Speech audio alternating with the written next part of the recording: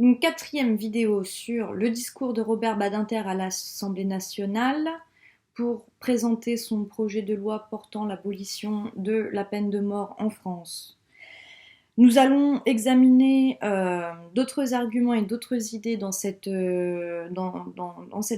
Donc, on a vu dans la précédente vidéo le contre-argument, c'est-à-dire la réfutation de la prétendue valeur dissuasive de la peine de mort et comment Robert Badinter amène à démonter un petit peu, déconstruire cette idée, cet argument. Et donc là, aujourd'hui, on va regarder un autre argument. On va regarder un autre argument ou un autre contre-argument. Là, il va venir s'opposer au prétendu principe de précaution. Donc avant d'expliquer ce que c'est que ce principe de précaution, j'aimerais quand même que vous gardiez en tête que tous les arguments que nous avons dans ce discours sont liés les uns aux autres, d'accord? Ils sont vraiment liés entre eux, ils se font écho, et d'ailleurs vous avez remarqué que pour l'argument, le contre-argument concernant la valeur dissuasive, il y revient, il parle d'autre chose, ça l'amène à d'autres idées, puis après il revient pour donner d'autres exemples, vous voyez? C'est pour ça que c'est quand même un discours assez dense, assez complexe, où tous les éléments se font écho, et voilà, le suivi n'est pas forcément linéaire dans la vidéo, et c'est pour ça que c'est assez complexe, il faut bien se concentrer et bien essayer de rester concentré, de comprendre vraiment le cheminement de pensée de Robert Badinter. Après avoir réfuté l'idée de la valeur dissuasive de la peine de mort, il s'attaque à un autre argument, traditionnellement en faveur de la peine de mort, c'est-à-dire celui du principe de précaution. Alors qu'est-ce que le principe de précaution ? C'est l'idée selon laquelle on pourrait réduire le risque potentiel encouru par une société donnée, une société nationale donnée, que représenterait un criminel. C'est-à-dire qu'on considère qu'un criminel est une menace qui pèse sur la société et que donc, il faut le supprimer, il faut l'exécuter, l'éliminer pour protéger la société. Voilà ce que serait le principe de précaution dans ce contexte-là. Donc, c'est-à-dire réduire le risque de récidive. La récidive, c'est quand un criminel commet un autre crime après en avoir déjà commis un et avoir été jugé et avoir purgé sa peine, il recommence, il commet un nouveau crime. Donc ça, c'est ce qu'on appelle la récidive. Mais en fait, Badinter démontre dans son discours que cette logique ne relève pas de la justice en tant qu'idéal social, en tant qu'idée suprême, on va dire, mais qu'elle relève plutôt de la vengeance et des passions humaines. Ce n'est que, en fait, cette logique-là, ce principe de justice préventive, ce serait en réalité la légitimation, la justification d'une violence légale en réalité. C'est-à-dire qu'on camouflerait sous le voile de l'appareil judiciaire, de la justice ou même de l'État, c'est-à-dire de la plus haute autorité d'un peuple, la glorification des instincts humains les plus bas, voilà, des affects humains, des passions humaines qui ne devraient pas avoir leur place quand il s'agit de gouverner et de veiller à l'ordre public, à la justice des citoyens, voyez. C'est-à-dire qu'on admet que les hommes ne sont pas des êtres parfaits, ce sont des créatures qui sont sujettes à des affects, qui ont des qualités hautes comme des qualités basses, on est capable du plus noble comme on est capable du plus vil, mais la justice doit vraiment s'élever au-dessus de tout ça, s'élever au-dessus des passions humaines. Donc, en fait, il va faire une démonstration où il va montrer que ce qu'on appellerait la justice préventive est en réalité une justice d'expiation, c'est-à-dire qu'un criminel doit expier ses actes. Et ça, ce n'est pas de la justice. Il doit expier ses actes pour apaiser la souffrance des victimes. Donc là, on n'est pas réellement dans une justice sociale qui agirait pour l'apaisement social, pour une société harmonieuse et pacifique. Au contraire, on alimente les passions, les haines et les violences. C'est-à-dire qu'on répond à la haine et à la violence par la haine et à la violence. On répond à la mort par la mort. Donc c'est une justice préventive, la justice de précaution, c'est la justice expiatoire, c'est la justice d'élimination. Donc pour vous montrer d'où je tire cette idée, je vous lis le long paragraphe qui se trouve à la fin de la page 6 et au début de la page 7. Donc je vous le lis parce qu'à mon avis, il est important que vous l'entendiez, que vous l'ayez à disposition dans cette vidéo. Pour les partisans de la peine de mort, la mort du coupable est une exigence de justice. Pour eux, il est en effet des crimes trop atroces pour que leurs auteurs puissent les expier autrement qu'au prix de leur vie. La mort et la souffrance des victimes, ce terrible malheur, exigeraient comme contrepartie nécessaire, impérative, une autre mort et une autre souffrance. À défaut, déclarait un ministre de la Justice récent, l'angoisse et la passion suscitées dans la société par le crime ne seraient pas apaisées. Cela s'appelle, je crois, un sacrifice expiatoire. Et justice pour les partisans de la peine de mort ne serait pas faite si à la mort de la victime ne répondait pas en écho la mort du coupable. Soyons clairs. Cela signifie simplement que la loi du talion demeurerait à travers les millénaires la loi nécessaire, unique de la justice humaine. Du malheur et de la souffrance des victimes, j'ai, beaucoup plus que ceux qui s'en réclament, souvent mesuré dans ma vie l'étendue. Que le crime soit le point de rencontre, le lieu géométrique du malheur humain, je le sais mieux que personne, malheur de la victime elle-même, au-delà, malheur de ses parents et de ses proches. Malheur aussi des parents du criminel, malheur enfin bien souvent de l'assassin. Oui, le crime est malheur, et il n'y a pas un homme, pas une femme de cœur, de raison, de responsabilité, qui ne souhaite d'abord le combattre. Donc là, si vous vous souvenez, si vous aviez prêté attention à la vidéo sur Victor Hugo, le dernier jour d'un condamné, lorsque le condamné reconnaît sa culpabilité, il dit « Oui, je suis un misérable, je suis coupable, j'ai versé le sang, mais ma femme et ma fille, elles, sont innocentes. Et que va-t-il advenir d'elles ?» D'accord ? Donc là, on est dans un argument émotif. Là, on est dans la persuasion. D'accord ? C'est plus le procédé convaincre, mais le procédé persuader. Je continue la lecture. Mais ressentir au profond de soi-même le malheur et la douleur des victimes, mais lutter de toutes les manières pour que la violence et le crime reculent dans notre société, cette sensibilité et ce combat ne sauraient impliquer la nécessaire mise à mort du coupable. Que les parents et les proches de la victime souhaitent cette mort par réaction naturelle de l'être humain blessé, je le comprends, je le conçois. Mais c'est une réaction humaine, naturelle. Or, tout le progrès historique de la justice a été de dépasser la vengeance privée.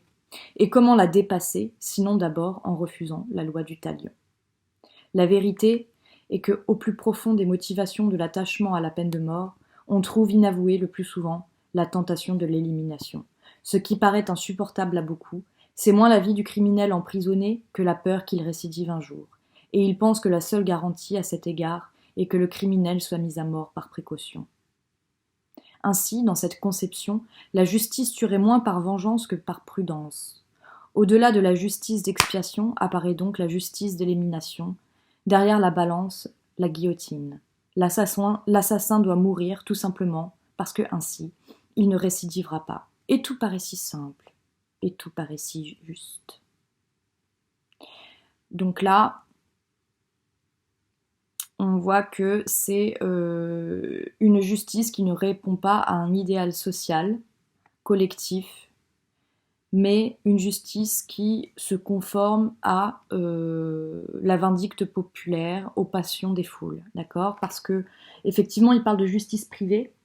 C'est vrai qu'un père de famille dont la petite fille aurait été enlevée et assassinée, on comprend, il est naturel que il ne rêve que d'une chose, ça serait de voir l'assassin de son enfant mort. Mais le problème, c'est que déjà, voilà, c'est comme il le dit très bien, de manière très éloquente, je le comprends, je le conçois, mais c'est une réaction humaine. La justice n'est pas censée être une passion humaine. La justice est la justice, elle doit être indépendante de cela. Et Autre problème, c'est que très souvent, dans des faits divers comme ça, c'est bien triste d'appeler ce genre d'événements des faits divers, mais enfin, c'est souvent le cas, hein, des cas d'enlèvement d'enfants, c'est des faits divers. Les médias s'en emparent, les foules s'en emparent, et ce qui est du domaine privé devient accaparé par le domaine public, et donc c'est tout un pays, toute une société qui s'approprie la douleur d'un autre par une espèce de curiosité macabre qui n'est pas une chose que la justice en tant qu'appareil national devrait cautionner en réalité. D'accord? Et je finis, dernier paragraphe, c'est un peu long, mais quand on accepte ou quand on prône la justice d'élimination au nom de la justice, il faut bien savoir dans quelle voie on s'engage. Pour être acceptable, même pour ses partisans, la justice qui tue le criminel doit tuer en connaissance de cause. Notre justice, et c'est son honneur, ne tue pas les démons. Mais elle ne sait pas les identifier à coup sûr, et c'est à l'expertise psychiatrique la plus aléatoire, la plus incertaine de toutes, que dans la réalité judiciaire on va s'en remettre. Que le verdict psychiatrique soit favorable à l'assassin, et il sera épargné. La société acceptera d'assumer le risque qu'il représente sans que quiconque s'en indigne. Mais quand le verdict psychiatrique lui soit défavorable, et il sera exécuté. Quand on accepte la justice d'élimination, il faut que les responsables politiques mesurent dans quelle logique de l'histoire on s'inscrit.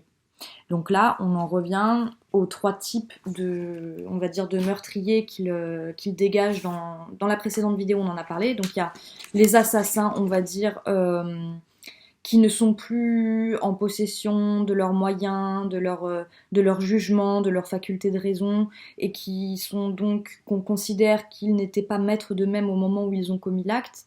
Il y a les assassins de sang-froid, les meurtriers qui commettent des crimes prémédités, et il y a les terroristes, d'accord? Donc là, il parle de la première catégorie.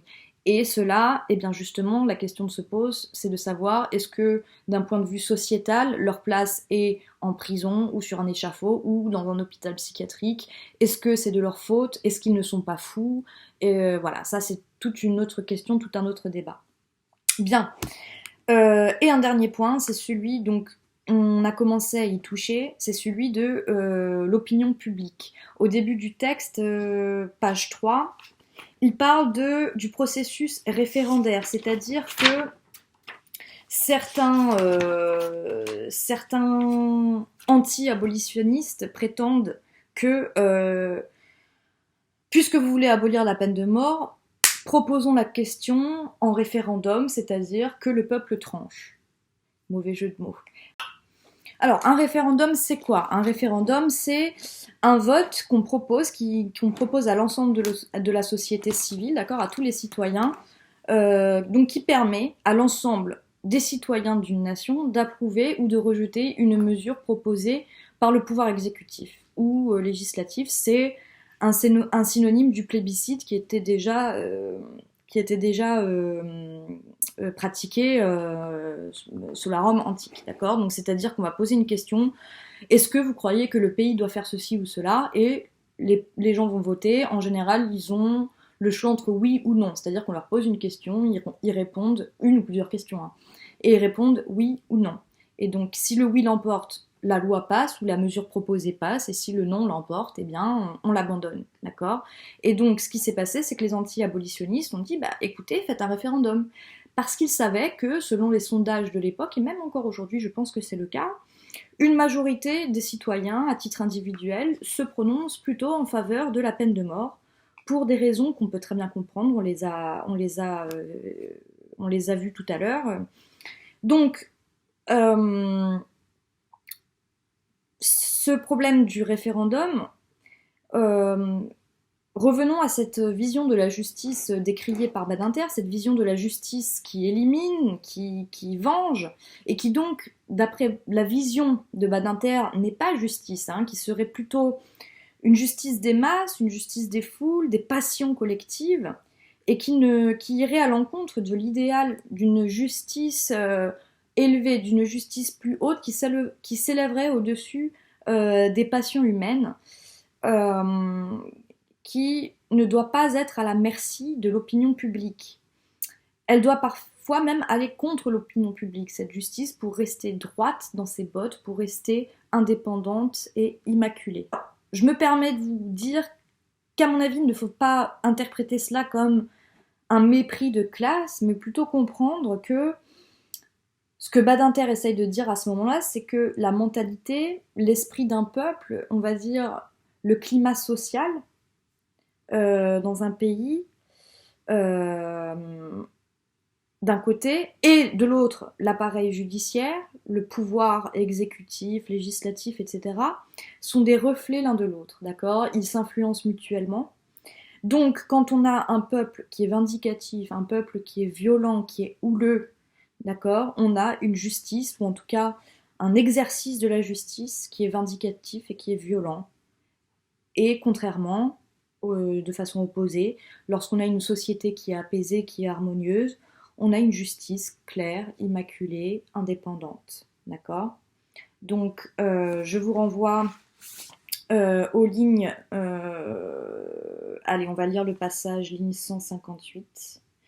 Par conséquent, prétendre s'en rapporter à un référendum, ne vouloir répondre que par un référendum, c'est méconnaître délibérément à la fois l'esprit et la lettre de la Constitution, et c'est par une fausse habileté refuser de se prononcer publiquement par peur de l'opinion publique. Donc juste avant ça, il avait démontré d'une façon assez technique que non, en réalité, d'après la Constitution, etc., ce n'était pas là la vocation du,